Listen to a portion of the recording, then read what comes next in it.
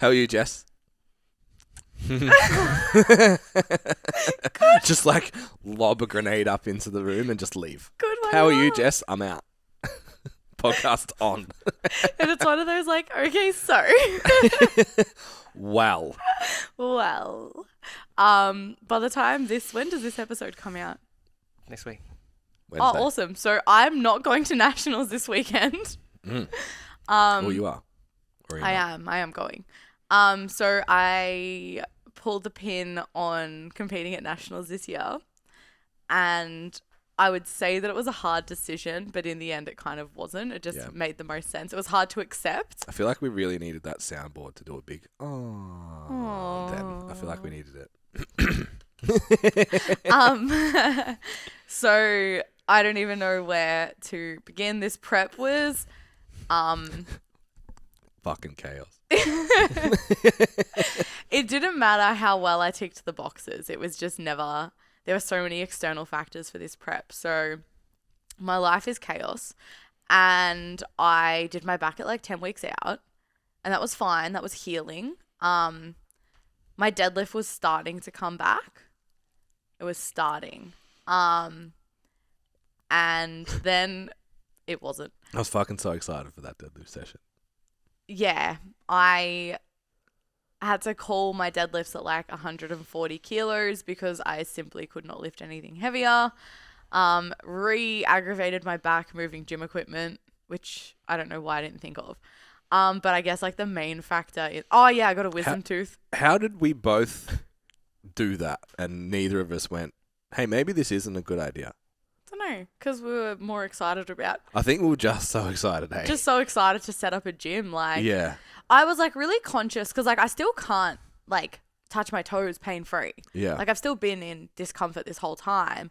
So like I was still bending my knees to pick things up, and like I was still doing all of that. Like it truly was only the bottom 2 inches of a deadlift that really hurt me. But yeah, then I've got a wisdom tooth coming through as we speak. And the big overarching factor is I have multiple autoimmune diseases that I manage very well normally. Powerlifting, the reason I stopped powerlifting all those years ago is because I didn't like the flare-ups that it would give me. Yeah. And I guess over the years I just thought that it would get better because I don't have an eating disorder anymore and all of these other factors that would affect it. But I flared up for like my first comp, and now this comp, there were 2 things we couldn't change. 1, the weight class I qualified in, and 2, the date of it, because it's not just another comp, it's nationals. So doing 2 back-to-back preps ended up not giving me any reprieve, really. So, and this was a new experience for me as well. I have lupus, which mainly affects my kidneys and my lungs. So I get inflammation in like the little pockets of my lungs, basically.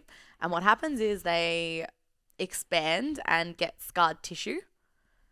And so it hurts to breathe sometimes. Yeah. So that's like, it feels like you've got a permanent stitch.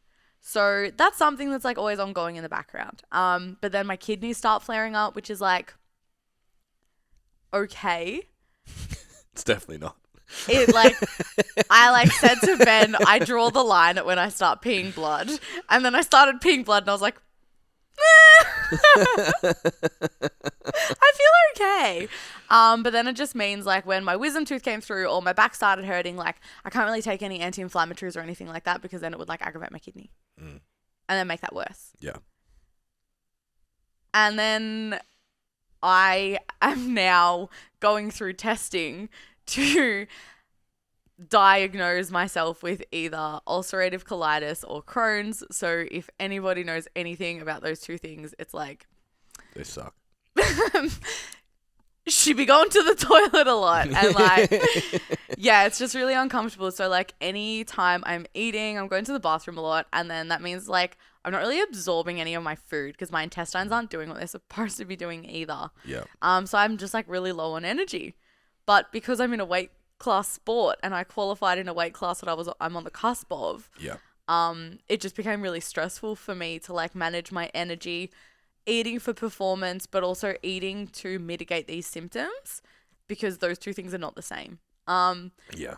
And then when you put everything in together, and we're opening a gym, and then you put everything in together, and I was like, And you've still got 35 whatever clients. oh yeah, like, and I'm full-time online coaching. But yeah. And a 2-year-old. And a 2-year-old. Whatever, you know. It just all became a lot. And I was like umming and ahhing about how much of it that I would actually share. The hardest part for me was telling you that I was pulling out. I had made the decision on the night before and I was like, cool, I'm going to tell Ben and just cry a lot. And I did both of those things. But then I just felt instantly better. Yeah. So it was such, it was such a good decision for me. Like this week, since that, I trained on the Saturday. Oh my God, we can talk about the group session. We will. I trained on the Saturday. I trained upper body and I could train pretty hard. And then I've just progressively gotten worse. So I trained Wednesday night and I couldn't even leg press. It hurt. Yeah. So I just like You're back? Or just everything? Everything. Just life? Yeah. Everything. I like threw up on the way to the gym because I had like a really sharp stabbing pain, so I had to pull over on Blackburn Road. It's probably a good sign to go home, to be honest. No, I went to the gym. But I had a really light leg session. I did like single leg extensions, single leg hamstring curls. Yeah. Like So just like nothing that required a brace. I did adductions and I was like, ow, now everything hurts. But yeah, so I literally only used like those machines. I went to leg press, didn't work out. So I was like, all right, bye. I'm going home. Yeah. So I think it's interesting, like talking about the flare-ups and stuff. When we very first started working together, the goal was SBD. Yeah. And then I think we got to like triples. Yeah. I think, and it was like... What would be 6 to 8 weeks out is typically when it starts flaring. Yeah, and it was like straight away symptoms, and we sort of had the discussion. It was just like, it's not... I don't think... You didn't plan to compete. You just wanted to... I just wanted to do it again. To do it. So because the we were whole like, goal was to fall back in love with powerlifting. Yeah. So we're like, fuck it.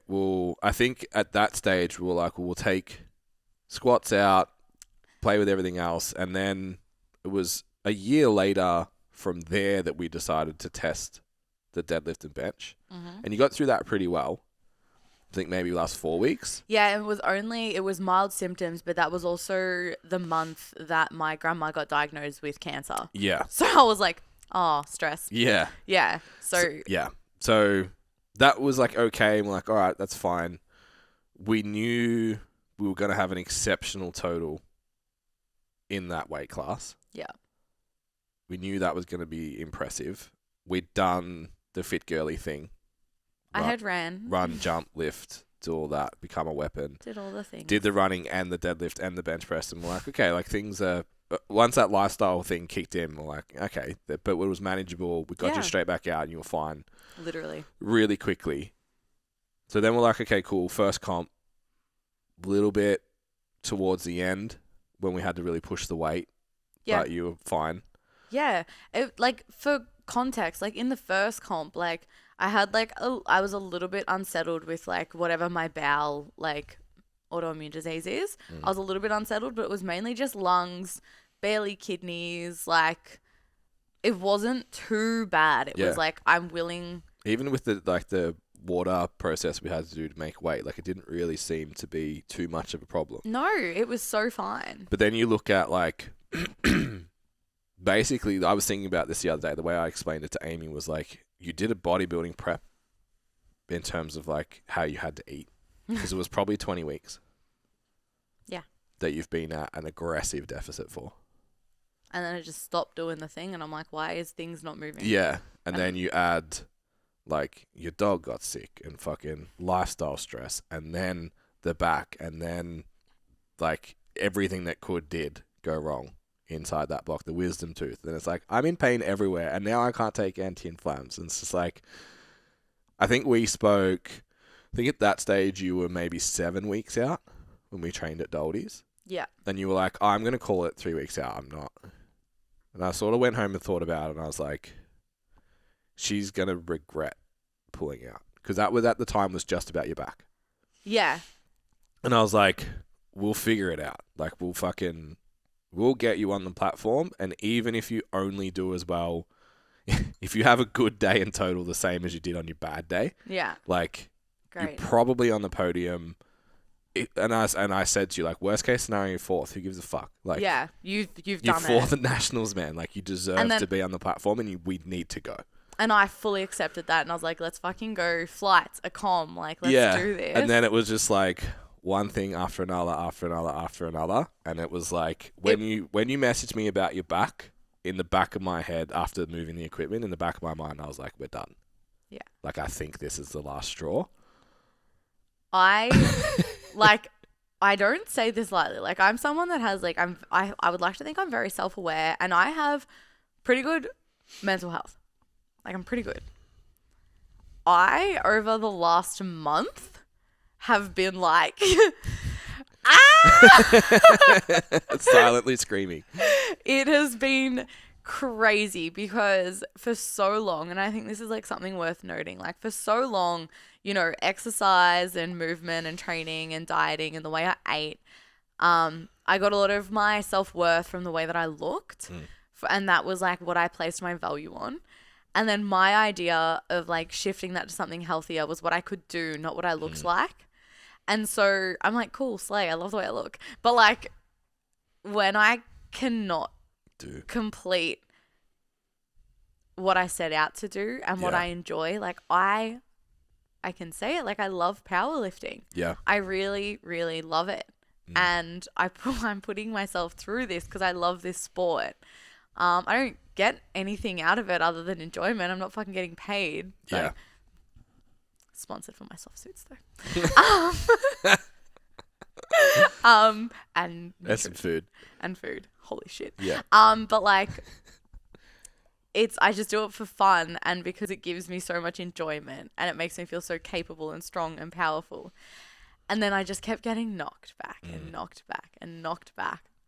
And my mental health was just like in the bin. Like there's so many things affecting that. But like, I was like, I actually can't do this to myself anymore. Like, I had like haven't done it since like December. Back in December, I had like a streak of like 28 days of crying. And like, I was up to like day 14 in a row of crying. And I was like, babe, what are you doing to yourself? Like, it's not normal. This isn't you. Like, and you know, like the pros and cons of pulling out, like best case scenario of me pulling out is that I don't have to go through a lot of medication now. So I'm just going to have to see, I might need to go on corticosteroids, not even the fun kind of steroids, God. Go on steroids to just like settle. She said on the podcast she was doing steroids and now she's massive because we're all bulky. I pulled out of nationals because I'm going to do steroids. And she qualified for untested nats. One day. And so I was like, cool, best case scenario is I get to go back, do another prep, go up a weight class, build for ages, not go anywhere near that top end strength of peaking for a long time. Obviously still have squat, bench, deadlift around a little bit later once I've recovered. Yeah. But like, cool, worst case scenario, I hospitalize myself or I go there to have another 4 for 9 day after a shit prep and not be able to hit numbers that I know I should be able to hit. Yeah, but for reasons, but for my own doing. Yeah. And I just can't live with that. So I am still flying up to go watch my comp. Anyway, I'm going to go support the girls. You know, I've watched like Tyler, like I have gone to her comps before. I've watched her. She's actually a nutrition client of STC too. Yeah. So I really want to see how she goes. I've met a few like online chat to like a lot of the girls. So yeah, I just really want to see how they go. I want to be there for it. I have told APL like I'm happy to volunteer for the weekend as well. And then I turn into coach for the rest of the weekend. Good people things. I like it. You know what?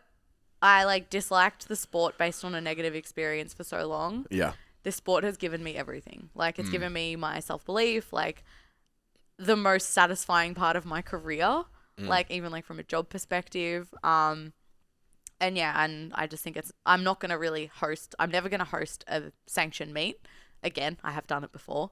I'm never doing that again. Yeah. But like, I've been waiting for that email when the gym opens. I'm not doing it. Like, do you guys want to? It was a lot. It was so much. Yeah.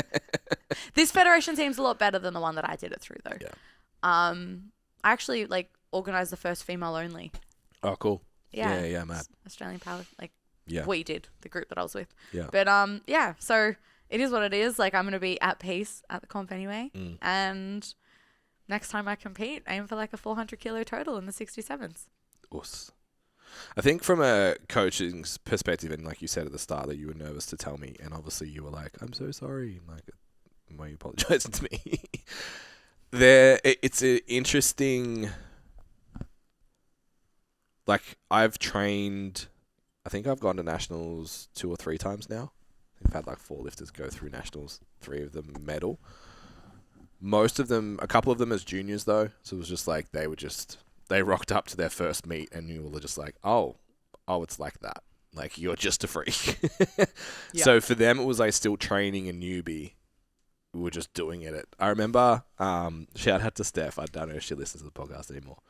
So she's like 19. First, never did a lift off, never did a novice comp, nothing. Showed up to states, won it. Showed up to nationals, came 3rd. I was correcting a deadlift technique in the warm-up room at nationals. And she came 3rd. Must be nice. I was just like, what is happening right now? But this scenario is obviously a little bit different. Obviously, being open age group, much more competitive. Saying you're going to podium at, particularly the way that things jumped this year, is a big deal. Yeah. Like, you're talking, you're not a novice kind of athlete now. No. So that comes into the conversation. Then as a coach, you're always like, 2 most important things are obviously going to be mental health and physical health. So, and you have neither. So it was like, okay, we can, when it was just the back, it's like, we can deal with that. We can Voltaren you to the gills and you'll survive a day and then we can rehab you out and everything will be okay. Yeah. And I at the time, it was like, mentally, I think you still need it. Then it's like, you progress down. It's like, actually, if we do this, you'd more than likely go in hospital. So that is already like, nope. Yeah. And then, are you going to have an experience that's going to make you want to go back next year? Maybe you would, because you'd be so mad. But it's not for the right reasons. Let's not do that. I don't need redemption. Like, Yeah. I'm not in that arc of my life. Yeah. Like, And I think like you said, feeling relieved is the right place. It's like, that the conversation's going to be uncomfortable, and I get it. I would obviously never be like, your dog. yeah, what the fuck, bro? But it seemed to me, at least after that conversation, you were like, oh, okay, it's done. Thank God. Yeah. Which I think is a good sign.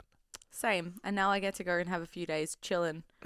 Chilling. Oh my God. I take my clients' comps more seriously than my own. Yeah. Like, but yeah, now I just get to go watch friends lift, have a good time, catch up with friends in Brisbane. Yeah. And chill. I'm jealous. I should have kept my flights. I'm going to go have dinner with Ricky and his partner. Oh, nice. Yeah. But yeah, so it's like, it is what it is. And I am so fucking excited to eat in a surplus and become a fucking nugget. Yeah, so it'd be really interesting now. I wonder... Yeah, I haven't really thought about the whole plan yet. No. But it'll be interesting to see how you respond fed. Like, whether the flare-ups still happen. But I also think, like, lifestyle stress is a huge thing for... Yeah, I don't know when I'm stuff. not going to be stressed. Yeah. So, that wasn't even a joke. Yeah. Yeah, I'm really excited. Like, it's going to take a lot to get me to a point where I can't eat into the next weight class. Yeah. But one thing that was really cool, which can kind of feed into some of the Q&A questions that I did receive, it took, so Friday, I officially pulled out and I still had my meal prep, so I just ate normally. It took from Saturday morning to Tuesday to stop thinking about food just by eating more. Yeah, cool. Yeah. Yeah. I would think about, so I've got like, everyone remembers going to school and getting those fundraising chocolate boxes. Yeah. I have one at home for Parker's daycare, and I would look at it every single day and think about it. Some days I couldn't have it based on like what I was eating, but other days I could. And I would just think about it every single day. Yeah. Like it was existing in my house and I could not stop thinking about the chocolate that was in my house. Yeah. And then this morning, so it's Friday, I was like, I haven't even looked in its direction for 3 days. Yeah. It's cool. And I was like, one, that's a very, very normal thing to be so food focused when you're in a deficit.